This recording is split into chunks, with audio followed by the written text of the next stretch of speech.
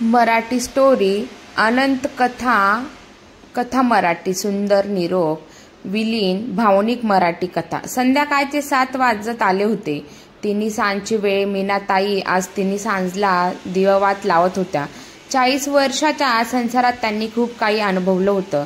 इमानदाराच्या घरातून होऊन आलेल्या मीनाताईंनी खूप सुख दुःखाचा चढउतार अनुभवलेला होता। त्यात मोहनरावांची मिळालेली अर्धवट साथ, पण खूप प्रेम करणारे मोहनराव, कधी न विसरता येणारे। एका मुलाच्या आधारावर जगत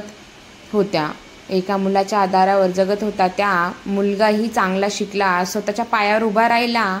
त्याने लव्ह मॅरेज केले।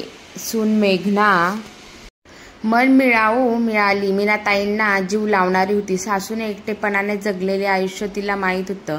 त्यामुळे सासूबाईंना नेहमी खुश ठेवण्याचा तिचा प्रयत्न असायचा। त्यांना हवं नको ते त्यांना करून खायला घालायची। एवढेच काही तर नवरा बायको फिरायला जातानाही त्यांनाही थोडासा बदल म्हणून घेऊन जायची।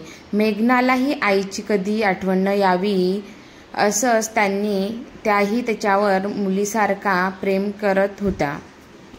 मेघनाच्या पोटी पहिला मुलगा जन्माला येतो। मुलगा, सून आणि त्याचा छोटा मुलगा असा आनंदी परिवार होता त्यांचा। पण नियतीला दुसरं काहीच मंजूर होतं। अपघातात मुलगा सून दोघांनाही मीनाताईपासून हिरावून घेतलं। मीनाताईंवर छोट्या सुनीलची जबाबदारी येऊन पडली होती। बिना आई बापाचं पोर म्हणून त्याच्यावर जीवापाड प्रेम करत होत्या। त्याच्यासाठी आवडीने जेवण, छान पदार्थ करून खायला घालत होता। शिक्षणासाठी कसलीही कमी केली नाही। हाताच्या फोडासारखं सुनीलला जपलेलं असतं। आई वडिलांची कमी कधी त्याला भासून दिली नाही। सुनील चांगलं शिक्षण घेऊन परदेशी निघून गेला। सुनील जाताना आजीच्या पाया पडला। मीनाताईंना खूप रडायला आले। पण त्या अश्रूंना दाबत सुनीलला निरोप देतात। मुलगा नाराज होऊन जाऊ नये म्हणून आपले अश्रू अडवतात। हे सर्व त्यांच्या डोळ्यासमोर आज तिन्ही सांज येतं आणि नकळत डोळ्यातून अश्रू टपकतात। डोळ्यात तेल घालून सुनीलची वाट बघत असतात। आज ना उद्या सुनील येईल। सुनील मधून कधीतरी फोन करत असतो। पैसे पाठवले की मेसेजही करत असतो। त्याच्या फोन आणि मेसेजने त्या खूप सुखावतात। चातकासारखी त्याची आता घरी येण्याची वाट पाहत असतात। एक दिवस सुनीलचा फोन येतो। आजी, मी एका मुलीशी लग्न केलंय। दिसायला खूप छान आहे, तुलाही आवडेल ती। मीनाताई सुनीलचं ऐकून त्यांच्यासमोर खूप खुश होतात। स्वतःची खुशी मानतात, पण आतमधून त्यांना खूप वाईट वाटतं। आई वडिलांप्रमाणे मीनाताईंनी सांभाळ करून त्यांना साधं लग्न करताना विचारलंही नसतं।